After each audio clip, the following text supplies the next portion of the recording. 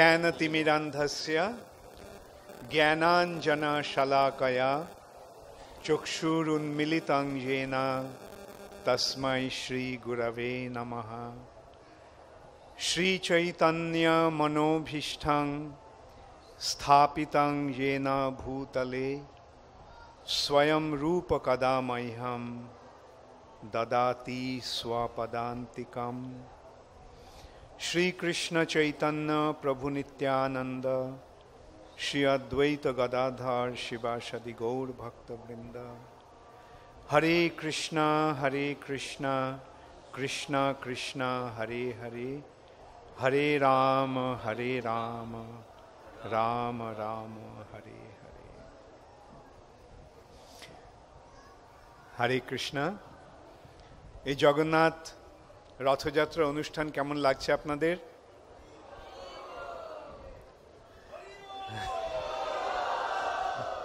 হরিবল মানে খুব ভালো লাগছে। আচ্ছা, জগন্নাথ কে? এই জগন্নাথ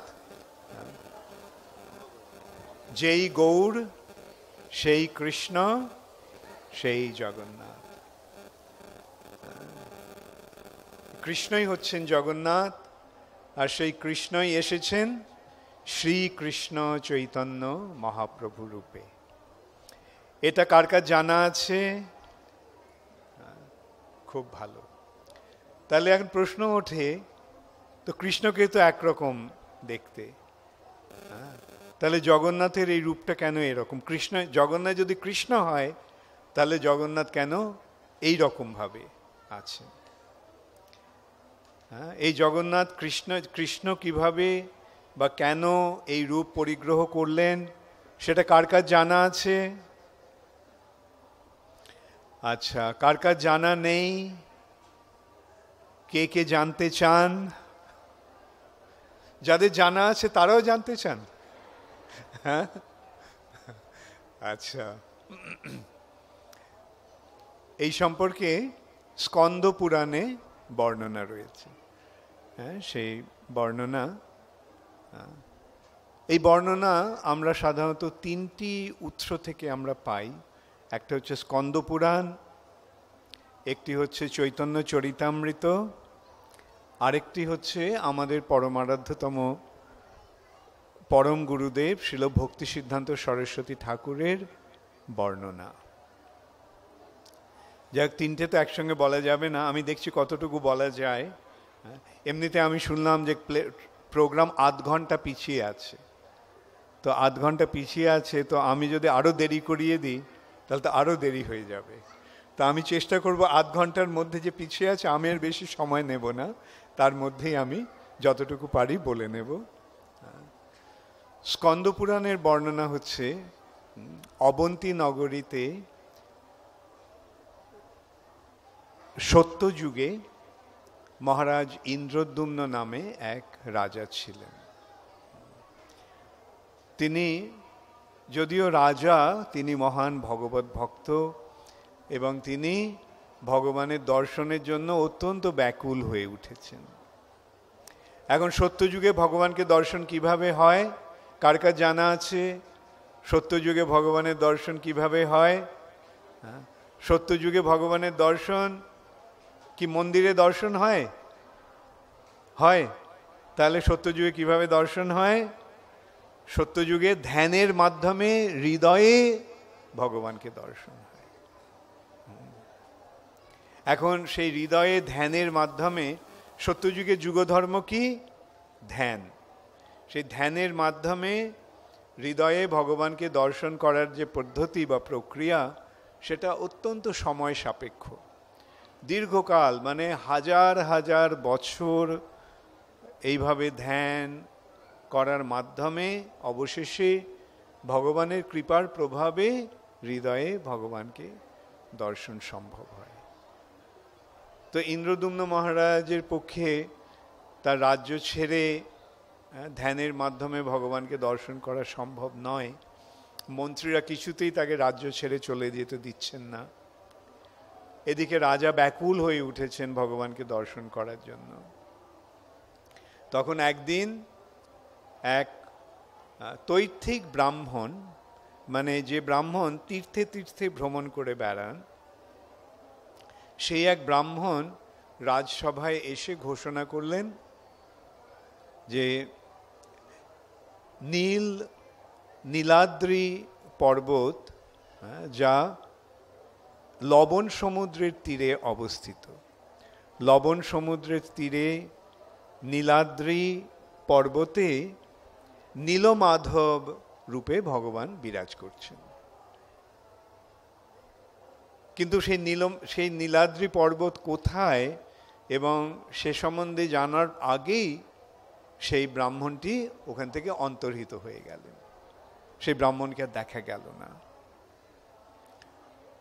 তখন কি করা যায়? তখন রাজা ঠিক করলেন, বিভিন্ন ব্রাহ্মণদের বিভিন্ন দিকে পাঠালেন সেই নীলাদ্রি পর্বতে নীলমাধব কোথায় আছে তা খুঁজে পার করার জন্য। তো কিছুকাল অনুসন্ধানের পরে সমস্ত ব্রাহ্মণেরা ফিরে এসেছে। কেবল ফিরে এলো না রাজার রাজপুরোহিত বিদ্যাপতি। এদিকে বিদ্যাপতি ঘুরতে ঘুরতে নীলমাধবের অন্বেষণ করতে করতে একটা শবর পল্লীতে এসে উপস্থিত হলেন।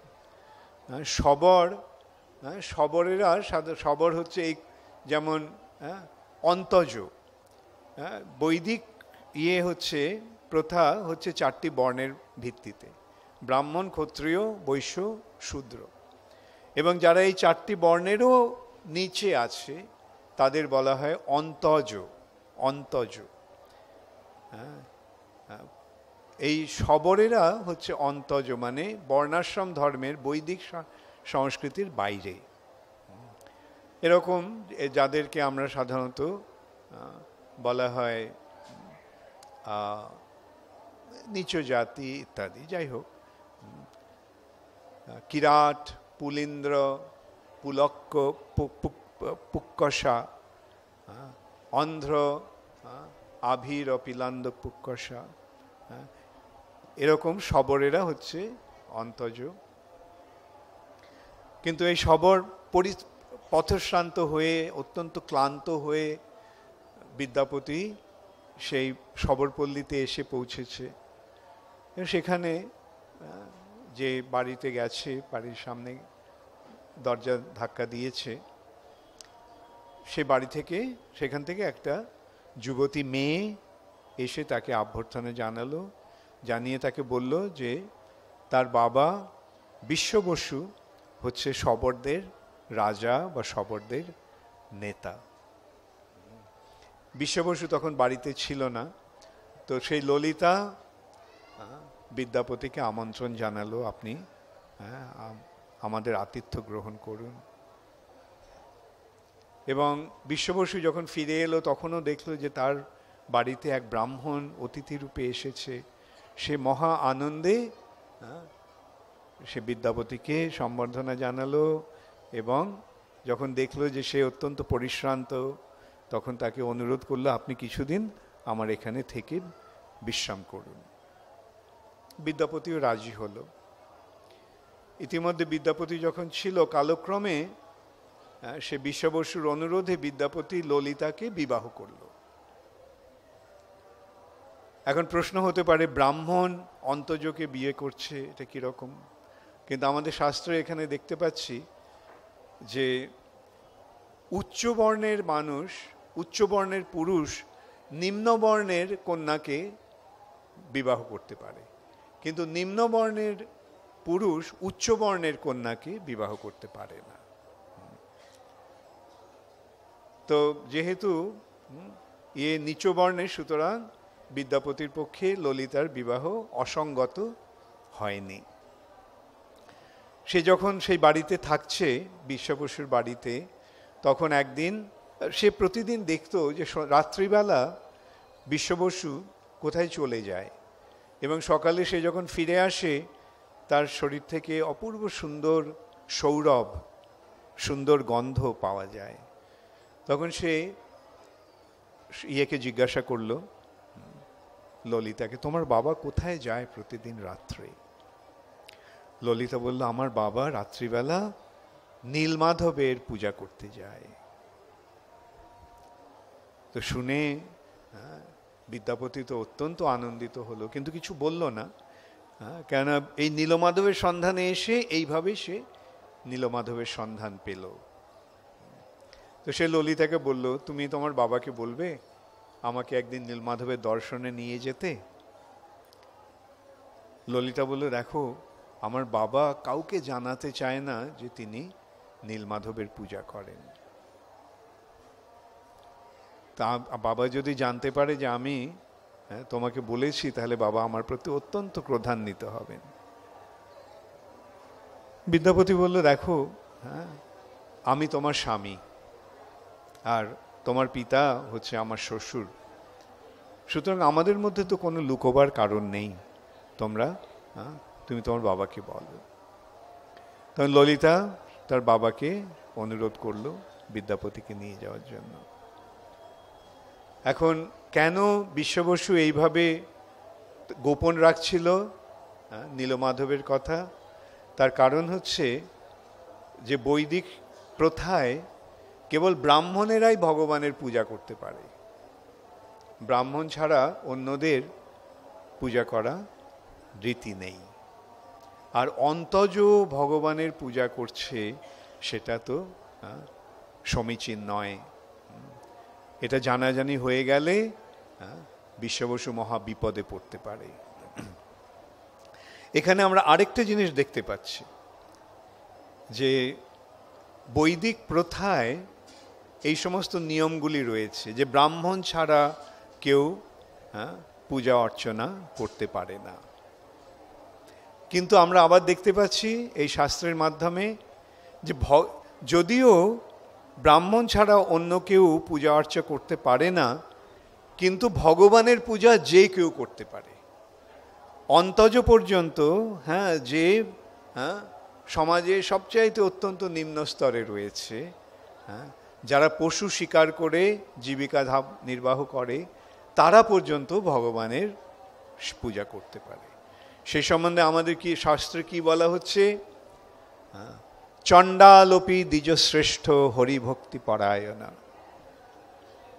চণ্ডালও যদি ভগবানের ভক্ত হয়, তাহলে সে ব্রাহ্মণ থেকেও ঊর্ধ্বে, ব্রাহ্মণের থেকেও ঊর্ধ্বে রয়েছে এই ভগবত ভক্তের স্থান। তিনি যদি চণ্ডালও হন, তবুও তার স্থান ব্রাহ্মণেরও ঊর্ধ্বে। তো এইভাবে আমরা শাস্ত্রের মাধ্যমে, বর্ণনার মাধ্যমে এই সমস্ত তত্ত্বগুলো আমরা পেয়ে যাচ্ছি। বিশ্ব বসু সবর, কিন্তু সে ভগবানের পূজা করছে। বৈদিক সংস্কৃতির পরিপ্রেক্ষিতে দেখতে গেলে বিশ্ব বসু দণ্ডনীয়, কিন্তু ভগবানের কৃপার কাছে সে হচ্ছে ভগবানের মহান কৃপা পাত্র। তো বিশ্ব বসু রাজি হলো বিদ্যাপতিকে নিয়ে যেতে একটা শর্তে, তাকে চোখ বেঁধে নিয়ে যাওয়া হবে, যাতে সে জানতে না পারে বিদ্যাপতি নীলমাধব কোথায় আছে। তো এইভাবে রাজি হয়ে গেল বিদ্যাপতি। কিন্তু সে ললিতাকে বলল যে আমাকে একটু সর্ষে দিও। কেন? এই পুজোয় লাগবে। তো সেই শস্যটা আঁচলে বেঁধে, শস্যের দানাগুলো আঁচলে বেঁধে চোখ বাঁধা অবস্থায় বিদ্যাপতি যাচ্ছে, বিশ্ব বসু ওকে হাত ধরে নিয়ে যাচ্ছে। আর বিদ্যাপতি কি করলো? সেই শস্যগুলো নিয়ে যাওয়ার পথে সেগুলি ছড়াতে ছড়াতে গেল। কেন করলো সেটা আমরা পরে দেখতে পাবো।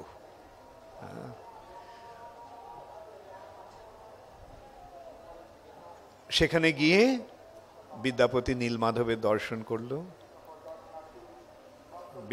অত্যন্ত বিমোহিত হয়ে গেছে ভগবানকে দর্শন করে। আর এদিকে বিশ্ববসু গেছে বন থেকে ফল ফুল সংগ্রহ করে আনতে ভগবানের পূজার জন্য। বিদ্যাপতি দাঁড়িয়ে ওখানে বসে আছে। হঠাৎ দেখলো যে ওখানে একটা পুকুর, সেই পুকুরের মধ্যে একটা কাক গাছ থেকে মরে গিয়ে কাকটা পুকুরের জলে পড়ল। আর জলে পড়া মাত্রই, জলে স্পর্শ হওয়া মাত্রই সেই কাকটি চতুর্ভুজ বৈকুণ্ঠ মূর্তি লাভ করে বৈকুণ্ঠে চলে গেল। বিদ্যাপতি তো আশ্চর্য হয়ে গেছে যে এই স্থানটি এত পবিত্র, যে এই স্থানের জলটি এত পবিত্র যে সেই স্থানে জলের সংস্পর্শে আসার ফলে একটা কাক পর্যন্ত তার চিন্ময় চতুর্ভুজ রূপ প্রাপ্ত হয়ে ভগবত ধামে ফিরে গেল। তখন বিদ্যাপতি ভাবল, এই মহান সুযোগ আমি কেন ত্যাগ করব? আমিও আমার জীবন বিসর্জন দিয়ে আমি বৈকুণ্ঠ মুক্তি লাভ করি। কিন্তু তখন বিদ্যাপতি একটা আকাশবাণী শুনতে পেল। বিদ্যাপতি মহারাজ ইন্দ্রদ্যুম্ন নীলমাধবের সংবাদের প্রতীক্ষায় বসে আছে। এখন তো তোমার এইভাবে বৈকুণ্ঠে ফিরে যাওয়া উচিত নয়। তখন বিদ্যাপতি সংবরণ করল, নিরস্ত হলো আত্মহত্যা করার থেকে। এদিকে বিশ্ববসু ফিরে এসে ভগবানের সেবার আয়োজন করছে। তখন বিশ্ববসু শুনতে পেল, বিশ্ববসু, আমি দীর্ঘকাল তোমার সেবা নিয়েছি, এখন আমি মহারাজ ইন্দ্রদ্যুম্নের সেবা গ্রহণ করব। ভগবানের প্রতি, নীলমাধবের প্রতি বিশ্ববসুর এতই হার্দিক আকর্ষণ, শোনা মাত্রই তার মনে হলো যেন তার সামনে সারা জগৎটা অন্ধকার হয়ে গেল। নীলমাধব তার সেবা ছেড়ে চলে যাচ্ছে। নীলমাধব এখন ইন্দ্রদ্যুম্ন রাজার সেবা গ্রহণ করবে। সে মনে করল যে এটা নিশ্চয়ই এই ব্রাহ্মণ বিদ্যাপতির চক্রান্ত। বিদ্যাপতির প্ররোচনায় নীলমাধব এখন ইন্দ্রদ্যুম্নের সেবা গ্রহণের প্রয়াসী হয়েছে। তখন সে অত্যন্ত ক্রুদ্ধ হয়ে সেই অভিযোগ আনলো বিদ্যাপতির কাছে। তুমি আমার নীলমাধবকে নিয়ে যাচ্ছ, এটা আমি কখনো হতে দেব না। আমি তোমাকে প্রাণে মেরে ফেলতাম যদি তুমি আমার জামাতা না হতে। তা আমি তোমাকে মারবো না, তবে আমি এখানে তোমাকে বেঁধে রেখে ফেলে যাচ্ছি, বন্য পশুরা এসে তোমাকে তোমার সদ্ব্যবহার করুক। এই বলে তাকে ওখানে বেঁধে রেখে সে বাড়ি ফিরে গেছে। একা ফিরে আসতে দেখে ললিতা তাকে জিজ্ঞাসা করলো, বাবা তোমার জামাই কোথায়? বিশ্ববসু তখন সমস্ত ঘটনা তাকে বলল। যাই হোক, ললিতা তো তার পত্নী, তো ললিতা তখন আর্তনাদ করতে করতে বিদ্যাপতিকে খুঁজতে চলে গেল এবং অবশেষে সে জঙ্গলের মধ্যে বিদ্যাপতিকে খুঁজে পেল এবং তাকে সেই বন্ধন মোচন করে দিল এবং তখন বিদ্যাপতি ফিরে চলে গেল অবন্তী নগরীতে মহারাজ ইন্দ্রদ্যুম্নকে খবর দেওয়ার জন্য। মহারাজ ইন্দ্রদ্যুম্ন সেই খবর পেয়ে সৈন্য সামন্ত নিয়ে এসেছেন নীলাদ্রি পর্বতে নীলমাধবকে দর্শন করার জন্য। ইতিমধ্যে সেই শস্যের দানাগুলি শস্য গাছে পরিণত হয়ে গেছে। সেই গাছগুলো দেখে দেখে বিদ্যাপতি তার নীলমাধবের মন্দিরে পৌঁছল, কিন্তু সেখানে গিয়ে দেখল যে নীলমাধব নেই। ইন্দ্রদ্যুম্ন ভাবল এ নিশ্চয়ই বিশ্ববসুর কাজ, সে নিশ্চয়ই নীলমাধবকে কোথাও লুকিয়ে রেখেছে। তো জিজ্ঞাসা করলো, কোনো উত্তর পেল না। তখন সে সারা গ্রামটাকে অবরোধ করলো, যাতে তারা এইভাবে নির্যাতিত হয়ে, অর্থাৎ কোনো রকম আহার এবং বস্ত্রের সংসার না করতে পেরে তারা অবশেষে স্বীকার করবে নীলমাধবকে তারা কোথায় লুকিয়ে রেখেছে। কিন্তু বিশ্ববসুও জানে না কোথায় নীলমাধব গেছে। তাই একদিন রাত্রে মহারাজ ইন্দ্রদ্যুম্ন স্বপ্নে দর্শন পেলেন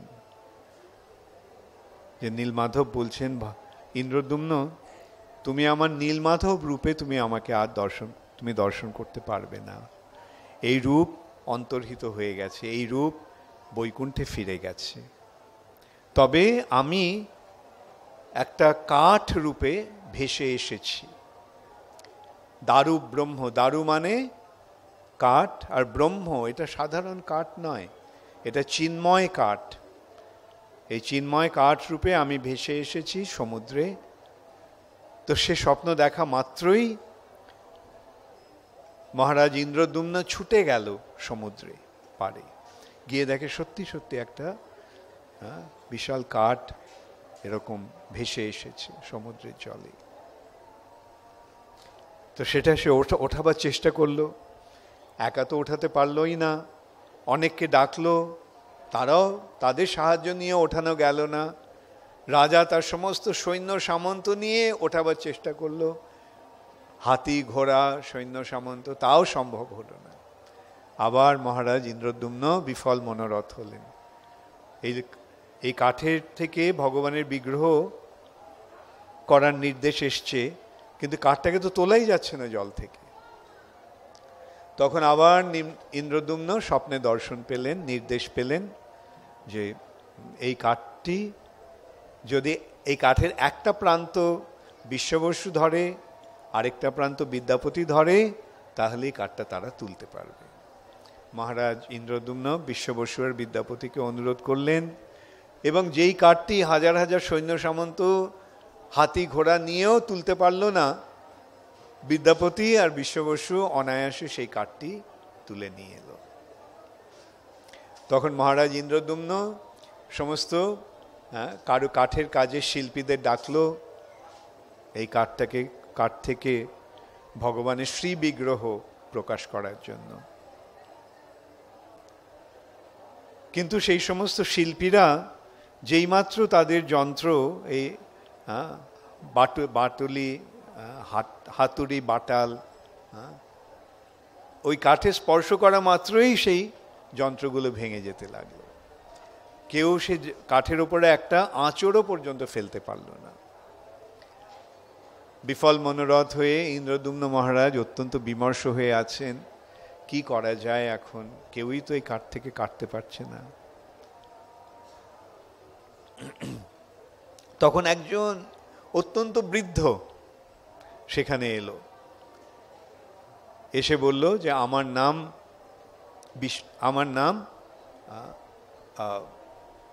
বিষ্ণু শর্মা, আমি এই কাঠটি থেকে এই ভগবানের বিগ্রহ প্রকাশ করব। রাজা আশ্চর্য হয়ে গেছে, এই সমস্ত কারিগরেরা করতে পারলো না, আর এই বৃদ্ধ বলছে যে এই কাঠের থেকে বিগ্রহ প্রকাশ করবে। সরি, ওর নাম বিষ্ণু শর্মা না, ওর নাম হচ্ছে অনন্ত মহারানা। অনন্ত মহারানা। তো রাজা বললেন যে আপনি এত বৃদ্ধ, আপনি পারবেন? বলল হ্যাঁ আমি করব, তবে একটা শর্ত আছে। কি শর্ত? না, আমি যতক্ষণ কাজ করব ততক্ষণ কেউ সেই ঘরে প্রবেশ করবে না। আমি ঘরের দরজা বন্ধ করে আমি কাজ করব, এবং কেউ যদি ঘরে প্রবেশ করে তাহলে আমি তৎক্ষণাৎ সেখান থেকে চলে যাব। রাজা বলল ঠিক আছে, অন্তত ভগবানের বিগ্রহ তো প্রকাশ হোক। এবং সেই ঘরে গিয়ে অনন্ত মহারানা দরজা বন্ধ করে কাজ শুরু করলো। বাইরে থেকে রাজা শুনছে যে হ্যাঁ, কাঠের উপর যে কাজ হচ্ছে তার আওয়াজ আসছে, শব্দ পেয়ে রাজা একটু নিরস্ত হলেন। কিন্তু 7 দিন পরে হঠাৎ আবার শব্দ বন্ধ হয়ে গেল। এক নাগারে 7 দিন ধরে কাজ চলছে, হঠাৎ শব্দ বন্ধ হয়ে গেছে। রাজা অত্যন্ত উৎকণ্ঠিত হয়ে ভাবতে লাগলো কি হলো, এই বৃদ্ধ, ওর কোনো অসুবিধা হলো কিনা, ও কি অসুস্থ হয়ে পড়লো কিনা। সেইভাবে অত্যন্ত একদিকে মনে করছে যে আমার তো প্রতিশ্রুতি দিয়েছি এই ঘরে কেউ প্রবেশ করবে না, আর এদিকে এই পরিস্থিতিতে না গেলেও তো নয়। তখন রাজা সেই ঘরের দরজা খুলে সেখানে প্রবেশ করলেন। প্রবেশ করে দেখলেন যে সেখানে 3টি অসমাপ্ত মূর্তি রয়েছে, আর সেই অনন্ত মহারানা ঘরে নেই। রাজা তখন ঠিক করলো যে তার যেহেতু আমার জন্য ভগবানের বিগ্রহ প্রকাশিত হলেন না, তাই আমি অনশন করে আমি আমার প্রাণ ত্যাগ করব। তাকে বলা হয় প্রায় উপবেশন, প্রায় উপবেশন। তো রাজা প্রায় উপবেশনে বসে আছেন, অন্ন জল কিচ্ছু গ্রহণ করছেন না। এইভাবে তিনি তার দেহ ত্যাগ করবেন। 3 দিন পরে রাজা স্বপ্নে দেখলেন যে ভগবান তাকে বললেন, স্বপ্নে নির্দেশ দিলেন, ইন্দ্রদ্যুম্ন, এটা আমার অসম্পূর্ণ রূপ নয়, এটা মনে করো না যে এটা আমার এই রূপটি অসম্পূর্ণ। এই রূপে আমি বৈকুণ্ঠে নিত্য বিরাজমান, এটি আমার নিত্য সচ্চিদানন্দ বিগ্রহ। তুমি এই রূপেই আমাকে পূজা করো, এই রূপেই আমাকে স্থাপন করে আমার আরাধনা করো। তখন ইন্দ্রদ্যুম্ন সেই আয়োজন করলেন।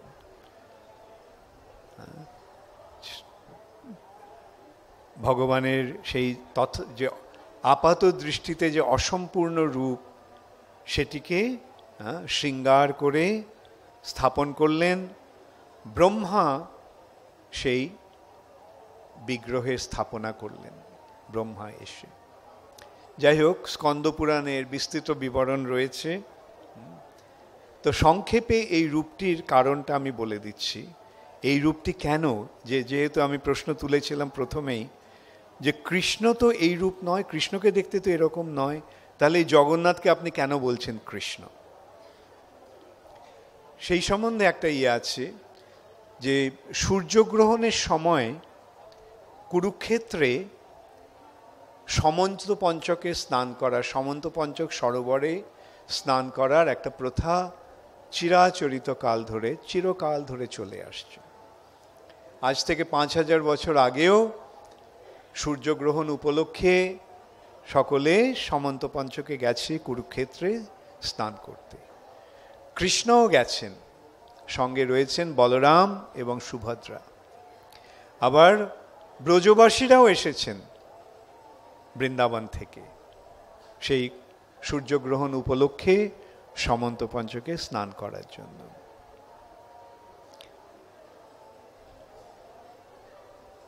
সূর্যগ্রহণ হয়ে গেছে, সমন্ত পঞ্চকে স্নান হয়ে গেছে।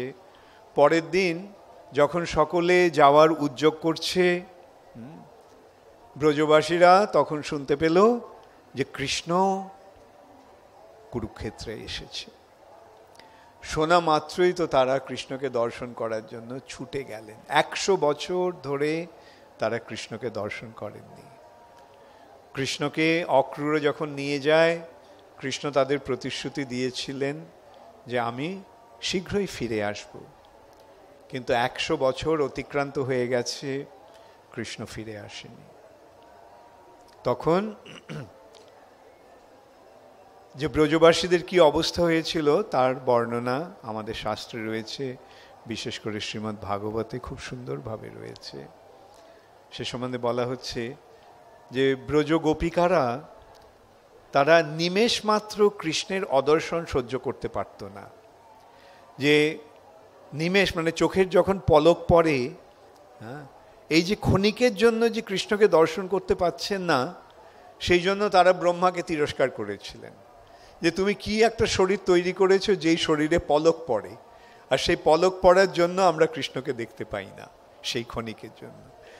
সেই গোপিকারা 100 বছর কৃষ্ণের দর্শন পায়নি। তাই তারা যখন শুনতে পেলেন যে কৃষ্ণ এসেছেন কুরুক্ষেত্রে, তখন তাদের যে কি অবস্থা হয়েছিল সেটা আমরা সহজেই অনুমান করতে পারি। তারা ছুটে গেছেন কৃষ্ণকে দর্শন করার জন্য।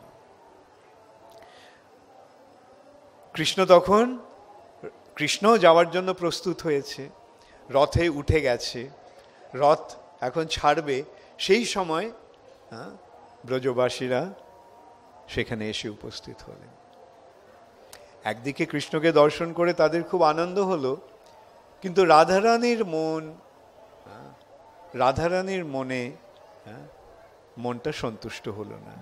রাধারানীর মনোভাব, এই কি কৃষ্ণ? এ তো আমাদের কৃষ্ণ নয়। আমার যে কৃষ্ণ সে তো গোপবালক, রাখাল, আর এ তো রাজকুমার। আমার কৃষ্ণের মাথায় ময়ূরের পাখা, আর এর মাথায় রাজমুকুট। আমার কৃষ্ণের হাতে বাঁশি, আর এই কৃষ্ণের হাতে ধনুক বাণ তলোয়ার। আমার কৃষ্ণের গলায় বনফুলের মালা, এর গলায় কণ্ঠহার। আমার কৃষ্ণের পরনে পীতবাস, কিন্তু এর পরনে রাজপোশাক। আমার কৃষ্ণের সঙ্গে যখন আমার মিলন হতো সেই অপূর্ব সুন্দর স্নিগ্ধ পরিবেশে, বৃন্দাবনের যমুনার তীরে, যেখানে যেই ইয়েটি কৃষ্ণের মধুর মুরলীর পঞ্চম জুষে উদ্ভাসিত, আর এখানে এত কোলাহল, চারদিকে রাজপুরুষেরা, তাদের অস্ত্রশস্ত্রের ঝনঝনি হচ্ছে, হাতি ঘোড়াদের রেশারব হচ্ছে। রাধারানীর মন ভরল না। রাধারানী যেন বিফল মনোরথ হয়েছেন। সেটা দেখে ব্রজবাসীরা তখন কি করলেন? ভাবলেন যে এখানে কৃষ্ণের দর্শন, এখানে কৃষ্ণের সঙ্গে রাধারানীর মিলন সমীচীন হবে না। তাই তারা কৃষ্ণের রথ, ঘোড়া শহর কৃষ্ণের রথ ধরে টানতে টানতে সেই রথ নিয়ে চললেন বৃন্দাবনের দিকে। আর সঙ্গে বলরাম রয়েছে। বলরামও তো তাদেরই একজন সঙ্গী। আর দুই ভাইকে যদি নিয়ে যাওয়া হয় তাহলে তো বোনকেও তো একলা ফেলে রেখে যাওয়া যায় না। তাই তার রথ থেকেও তারা টানতে টানতে এইভাবে কৃষ্ণের রথ, বলরামের রথ, সুভদ্রার রথ তারা টানতে টানতে নিয়ে চললেন বৃন্দাবনে। সেই বৃন্দাবনে রাধারানীর সঙ্গে কৃষ্ণের মিলন ঘটানোর জন্য। আর এদিকে কৃষ্ণ এত দীর্ঘকাল পরে এই ব্রজবাসীদের, তার অন্তরঙ্গ সঙ্গীদের দর্শন করে তারও এত আনন্দ হলো যে তার মুখ এক অপূর্ব সুন্দর হাসিতে উদ্ভাসিত হলো। তার চোখ দুটি পূর্ণ বিকশিত পদ্মের মতো প্রস্ফুটিত হলো, এবং তার হাত দুটি প্রসারিত হলো তার সেই ভক্তদের আলিঙ্গন করার উদ্দেশ্যে। এইটি হচ্ছে জগন্নাথের রূপ। কৃষ্ণ, এই জগন্নাথ, এই রূপে তিনি তার ভক্তদের সান্নিধ্য পেয়ে, ভক্তদের সান্নিধ্য লাভ করে তিনি আনন্দে আকুল হয়ে উঠেছেন, এবং সেই ভক্তদের আলিঙ্গন করার জন্য তিনি ব্যাকুল হয়ে উঠেছেন। সেইটি হচ্ছে এই জগন্নাথের রূপ। অতএব এই জগন্নাথ যে কৃষ্ণ, জগন্নাথের রথযাত্রার যে কি আয়োজন, সেটাও এইভাবে আমরা জানতে পারলাম। এই রথযাত্রা কৃষ্ণকে কুরুক্ষেত্রে দর্শন করার পর ব্রজবাসীরা কৃষ্ণকে নিয়ে যাচ্ছেন বৃন্দাবনে, সেখানে রাধারানীর সঙ্গে মিলন ঘটাবার জন্য। তাই ভক্তদের একমাত্র উদ্দেশ্য হচ্ছে কৃষ্ণকে রাধারানীর কাছে নিয়ে যাওয়া। কেননা কৃষ্ণের বিরহে রাধারানীর যে পরিস্থিতি, রাধারানীর যে অবস্থা, সেটা তারা সহ্য করতে পারে না। তাই তারা সব সময় রাধারানীর সঙ্গে কৃষ্ণের মিলন ঘটাবার আয়োজন করেন। হরে কৃষ্ণ। তাহলে এখন 7:30 বেজে গেছে, আমি ভেবেছিলাম একটু কীর্তন করব। ঠিক আছে, আমি 5 মিনিটের মতো একটু কীর্তন করে আমি শেষ করছি।